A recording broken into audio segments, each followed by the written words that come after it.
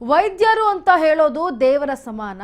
ವೈದ್ಯರು ನಮ್ಮನ್ನ ಕಾಪಾಡ್ತಾರೆ ಅಂತ ಆಸ್ಪತ್ರೆಗಳಿಗೆ ಭೇಟಿ ಕೊಡ್ತಾರೆ. ಆದ್ರೆ ಮಕ್ಕಳ ಆರೋಗ್ಯವನ್ನ ಕಾಪಾಡಬೇಕಾದಂತಹ ವೈದ್ಯ ಇವತ್ತು ಬೇರೆ ಗಮ್ಮತ್ನಲ್ಲಿ ಹೇಳ್ತಾ ಇದ್ದಾರೆ.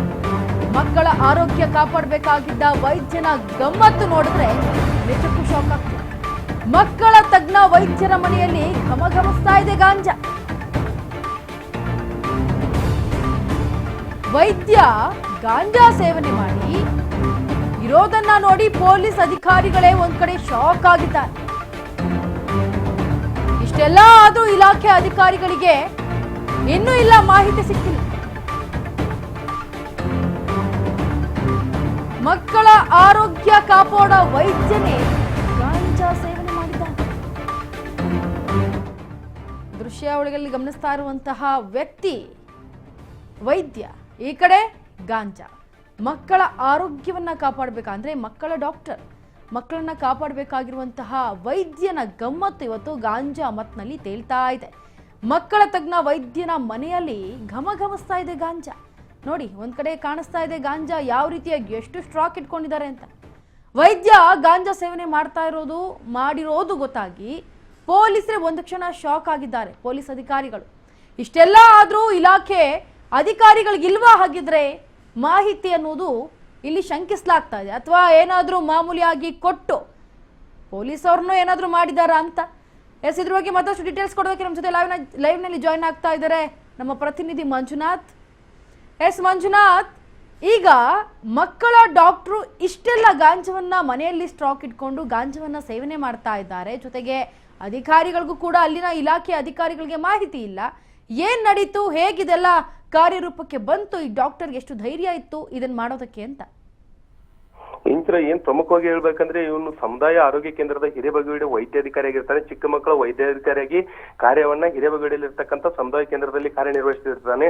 ಆದ್ರೆ ಇವನು ಏನ್ ಶಿವಬಸವನಗರದಲ್ಲಿ ಮನೆಯಲ್ಲಿ ಇರ್ತಕ್ಕಂಥ ಏನ್ ಈ ವೈದ್ಯಾಧಿಕಾರಿ ರಾಹುಲ್ ಬಂಟೆ ಏನಿದಾನೆ, ಇವನು ಮನೆಯಲ್ಲಿ ಈಗ 134 ಗ್ರಾಂ ಗಾಂಜಾ ಸಿಕ್ಕಿರುವಂತದ್ದು.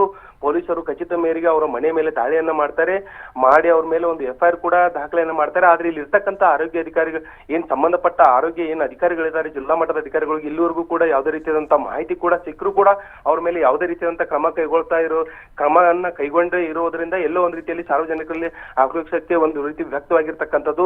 ಆದ್ರೆ ಈ ಏನ್ ಬಂಟೆ ಅನ್ನೋನ್ ಏನಿರ್ತಾನೆ, ಇವನು ಗಾಂಜಾ ಸೇವನೆ ಮಾಡಿದ್ದು ಕೂಡ ಪೊಲೀಸರ ಏನ್ ತನಿಖೆಯಲ್ಲಿ ಕೂಡ ದೃಢ ಆಗಿರ್ತಕ್ಕಂಥದ್ದು. ಆದ್ರೆ ಇಲ್ಲಿವರೆಗೂ ಇಲಾಖೆ ಇವನ ಮೇಲೆ ಯಾವುದೇ ರೀತಿಯಾದಂತಹ ಏನ್ ವಿಚಾರಣೆ ಆಗ್ಲಿ ಮತ್ತೆ ಇವನ ಮೇಲೆ ಏನಾದ್ರೂ ಒಂದು ಕ್ರಮಕ್ಕೆ ಮುಂದಾಗದೆ ಇರೋದು ಎಲ್ಲೋ ಒಂದ್ ರೀತಿಯಲ್ಲಿ ಈ ಏನ್ ಮೇಲಾಧಿಕಾರಿಗಳ ಜೊತೆ ಇವನನ್ನು ಏನು ಲಿಂಕ್ ಇದೆ ಅಥವಾ ಇವನೇನಾದ್ರೂ ರೆಫರೆನ್ಸ್ ಇಡಿದಾನ, ಒಂದ್ ರೀತಿಯಲ್ಲಿ ಇವನ ಮೇಲೆ ಈಗ ಅನುಮಾನ ಕೂಡ ಮೂಡಿ ಬರ್ತಾ ಇರುವಂತದ್ದು. ಆದ್ರೆ ಪೊಲೀಸರು ಹೇಳ್ತಾ ಇರುವಂತದ್ದು, ಇದರ ಸಂಪೂರ್ಣವಾದಂತಹ ಮಾಹಿತಿಯನ್ನ ನಾವು ಕಲೆಯನ್ನ ಹಾಕ್ತೀವಿ. ಏನ್ ಈ 134 ಏನ್ ಗ್ರಾಮ್ ಅನ್ನ ಏನ್ ಗಾಂಜಾನ ಮನೆಯಲ್ಲಿ ಏನ್ ಇಟ್ಕೊಂಡಿರ್ತಾನೆ, ಇದ್ರ ಬಗ್ಗೆ ಇವನೇ ಸೇವನೆ ಮಾಡಲು ತಂದಿರ್ತಾನ ಅಥವಾ ಮಾರ್ಲಿಕ್ಕೆ ಏನಾದ್ರೂ ಇವನು ಈ ಹಿಂದೆ ಏನ್ ಸಿಟಿಯಲ್ಲಿ ನಡೀತಾ ಇರುವಂತ ಏನಾದ್ರೂ ಲಿಂಕ್ ಇದೆ ಅಂತ ಹೇಳಿ ಸಂಪೂರ್ಣವಾದಂತಹ ಮಾಹಿತಿಯನ್ನ ನಾವು ಕಲೆ ಹಾಕ್ತೀವಿ ಅಂತ ಹೇಳಿ ಏನ್ ಬೆಳಗಾವಿ ನಗರದ ಪೊಲೀಸ್ ಕಮಿಷನರ್ ಆಗಿರ್ತಕ್ಕಂಥ ಏನ್ ಬೊರ್ಸೆ ಅವರು ಕೂಡ ಹೇಳಿರ್ತಕ್ಕಂಥದ್ದು. ಆದ್ರೆ ಎಲ್ಲೋ ಒಂದ್ ರೀತಿಯಲ್ಲಿ ಇದ್ರ ಸಂಬಂಧಪಟ್ಟಂತ ಏನ್ ಮೇಲಾಧಿಕಾರಿಗಳಿದ್ದಾರೆ ಇದ್ರ ಬಗ್ಗೆ ಗಮನವನ್ನ ಹರಿಸಬೇಕು. ಯಾಕಂದ್ರೆ ಇವರು ಚಿಕ್ಕ ಮಕ್ಕಳ ವೈದ್ಯ ಆಗಿರೋದ್ರಿಂದ ಎಲ್ಲೋ ಒಂದ್ ರೀತಿಯಲ್ಲಿ ಗಾಂಜಾನ್ನ ಸೇವನೆ ಮಾಡಿ ಏನಾದ್ರೂ ಚಿಕ್ಕ ಮಕ್ಕಳಿಗೆ ಏನಾದ್ರೂ ಒಂದು ಟ್ರೀಟ್ಮೆಂಟ್ ಕೊಡೋ ವೇಳೆ ಏನಾದ್ರೂ ಅನಾಹುತ ಆದ್ರೆ ಅದಕ್ಕೆ ಕಾರಣ ಯಾರಂತ ಹೇಳಿ ಈಗ ಕೂಡ ಏನ್ ಮೇಲಾಧಿಕಾರಿಗಳು ಏನ್ ಅವ್ರು ಈಗಾದ್ರೂ ಎಚ್ಚೆತ್ಕೊಂಡು ಮಕ್ಕಳಿಗೆ ಮುಂದಾಗುವಂತ ಅನಾಹುತನ ಈಗಲೇ ಕೂಡ ಇವ್ರಿಗೆ ಕಡಿವಾಣ ಹಾಕುವಂತದ್ದು ಆಗ್ಲಿ ಅಥವಾ ಇವ್ರ ಮೇಲೆ ಏನ್ ಡಿಪಾರ್ಟ್ಮೆಂಟ್ ಎನ್ಕ್ವೈರಿಯನ್ನ ಹಾಕಿ ಇವರನ್ನ ಈ ಕೂಡಲೇ ಸಸ್ಪೆಂಡ್ ಮಾಡುವಂತ ಮುಂದಾದ್ರೆ ಕೂಡ ಆದ್ರೆ ಇದೊಂದು ರೀತಿಯಲ್ಲಿ ಇದು ಇಲ್ಲಿಗೆ ಕೊನೆ ಆಗುತ್ತೆ ಅಂತ ಹೇಳ್ಬೋದು. ಮತ್ತೆ ಇಂಥವ್ರನ್ನ ಈ ಡ್ರಗ್ಸ್ ಗೆ ಅಡಾಪ್ಟ್ ಆಗಿರ್ತಕ್ಕಂಥ ಏನ್ ಈ ವೈದ್ಯ ಏನಿದ್ದಾನೆ, ಈ ಹಿಂದೆ ಕೂಡ ಈ ಜನಸಾಮಾನ್ಯರು ಕೂಡ ಮಾತಾಡ್ತಾ ಇರುವಂತದ್ದು ಯಾವುದಕ್ಕೂ ಅಡಾಪ್ಟ್ ಆಗ್ಬಹುದು. ಆದ್ರೆ ಏನ್ ಈ ಡ್ರಗ್ಸ್ ಅನ್ನೋದೇನಿದೆಲ್ಲ ಇದಕ್ಕೆ ಅಡಾಪ್ಟ್ ಆದವ್ರು ಬಿಡ್ಲಿಕ್ಕೆ ಸಾಧ್ಯನೇ ಇಲ್ಲ ಅಂತ ಹೇಳ್ತಾ ಇರೋದು ಸಾರ್ವಜನಿಕರಲ್ಲಿ ಏನ್ ಮಾತು ಕೇಳಿ ಬರ್ತಾ ಇತ್ತು. ಅದೇ ರೀತಿಯಾಗಿ ಈ ವೈದ್ಯನು ಕೂಡ ಇವನನ್ನ ಸಸ್ಪೆಂಡ್ ಮಾಡಿದ್ರೆ ಮಾತ್ರ ಇದಕ್ಕೊಂದು ನ್ಯಾಯ ಸಿಗುತ್ತೆ ಅಂತ ಹೇಳಿ ಜನಸಾಮಾನ್ಯರು ಮಾತಾಡ್ತಾ ಇರುವಂತದ್ದು ಒಂದ್ ಕಡೆ. ಆದ್ರೆ ಮತ್ತೆ ಇವನನ್ನ ಇದೇ ರೀತಿಯಾಗಿ ಮುಂದುವರಿಸಿದ್ರೆ ಅಲ್ಲಿರ್ತಕ್ಕಂಥ ಏನ್ ಚಿಕ್ಕ ಮಕ್ಕಳು ಆಸ್ಪತ್ರೆಗೆ ಏನು ಹೋಗ್ತಾರೆ ಅವ್ರದ್ದು ಅಂದ್ರೆ ಆ ಪರಿಸ್ಥಿತಿ ಯಾವ ರೀತಿ ಇರುತ್ತೆ ಅಂತ ಕಲ್ಪನೆ ಮಾಡ್ಕೊಳಕ್ಕೂ ಆಗ್ತಾ ಇಲ್ಲ ಅಂತ ಹೇಳಿ ಅಲ್ಲಿರ್ತಕ್ಕಂಥ ಈಗ ಹಿರೇಬಗವಿಡಲ್ಲಿ ಇರ್ತಕ್ಕಂಥ ಏನ್ ಸಾರ್ವಜನಿಕರಾಗಿರ್ಬೋದು ಸುತ್ತಮುತ್ತಲ ಗ್ರಾಮಸ್ಥರು ಹೇಳ್ತಾ ಇರೋದು, ಇವರನ್ನ ಈ ಕೂಡಲೇ ಸಸ್ಪೆಂಡ್ ಮಾಡ್ಬೇಕಂತ ಹೇಳಿ. ಯಾಕಂದ್ರೆ ಇಲ್ಲಿ ಇರ್ತಕ್ಕಂಥ ಏನ್ ಚಿಕ್ಕ ಮಕ್ಕಳನ್ನ ಕರೆದುಕೊಂಡು ಒಂದು ಸರ್ಕಾರಿ ಆಸ್ಪತ್ರೆ ಅಂದ್ರೆ ಬಡವರ ಒಂದು ಆಸ್ಪತ್ರೆ ಅಂತ ಹೇಳ್ಬೋದು. ಆದ್ರೆ ಅಲ್ಲಿ ಹೋಗ್ತಾ ಇರುವಂತ ಬಡವರಿಗೆ ಏನಾದ್ರೂ ಒಂದು ಚಿಕ್ಕ ಮಕ್ಕಳಿಗೆ ಏನಾದ್ರೂ ಅನಾಹುತ ಆದ್ರೆ ಅದಕ್ಕೆ ಜವಾಬ್ದಾರಿ ಯಾರಂತೇಳಿ ಅಲ್ಲಿರ್ತಕ್ಕಂಥ ಗ್ರಾಮಸ್ಥರು ಕೂಡ ಮಾತಾಡ್ತಾ ಇರುವಂತದ್ದು.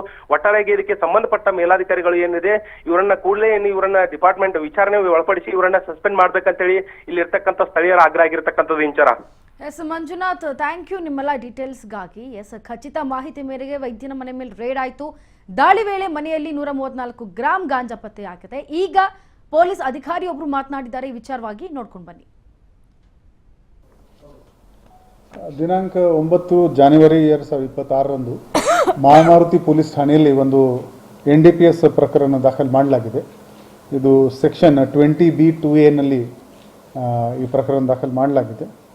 ಇದರಲ್ಲಿ ಕಂಪ್ಲೇನೆಂಟ್ PSI ಶ್ರೀಶೈಲ್ ಹುಳಿಗೇರಿ, ಇವರು ನಮ್ಮ ಮಾಳಮಾರುತಿ PSI ಇದರಲ್ಲಿ ಕಂಪ್ಲೇನೆಂಟ್ ಇದ್ದಾರೆ. ಮತ್ತು ಆರೋಪಿ ರಾಹುಲ್ ವಿಠಲ್ ಬಂಟಿ ಅಂತ ಇವರು ಆರೋಪಿ ಇದ್ದಾರೆ. ಈ ಪ್ರಕರಣದಲ್ಲಿ 134 ಗ್ರಾಂ ಗಾಂಜಾ ಈ ಆರೋಪಿದು ಮನೆಯಲ್ಲಿ ಸಿಕ್ಕಿದೆ. ಮಾಹಿತಿ ಆಧಾರದ ಮೇಲೆ ನಮ್ಮ ಪೊಲೀಸ್ ಆ ಮನೆಯಲ್ಲಿ ರೇಡ್ ಮಾಡಿದರು. ಅಲ್ಲಿ ಬೆಡ್ರೂಮ್ನಲ್ಲಿ ಒಂದು ಈ 134 ಗ್ರಾಂ ಗಾಂಜಾ ಅದರಲ್ಲಿ ಸಿಕ್ಕಿದೆ. ಈಗ ಪ್ರಕರಣದ ತನಿಖೆ ನಡ್ತಾ ಇದೆ. ಇವರು ಎಲ್ಲಿಂದ ತಂದಿದ್ದಾರೆ, ಇವರು ಸೇಲ್ ಮಾಡೋಕ್ಕೆ ತಂದಿದ್ದಾರೆ ಅಥವಾ ಕನ್ಸಂಪ್ಷನ್ ಮಾಡೋಕ್ಕೆ ತಂದಿದ್ದಾರೆ, ಈ ಎಲ್ಲ ನಮ್ಮ ತನಿಖೆಯಲ್ಲಿ ಪತ್ತೆ ಮಾಡ್ತೀವಿ. ದಿನಾಂಕ 9 ಜಾನ್ವರಿ 2026ರಂದು ಮಾಳಮಾರುತಿ ಪೊಲೀಸ್ ಠಾಣೆಯಲ್ಲಿ ಒಂದು NDPS ಪ್ರಕರಣದ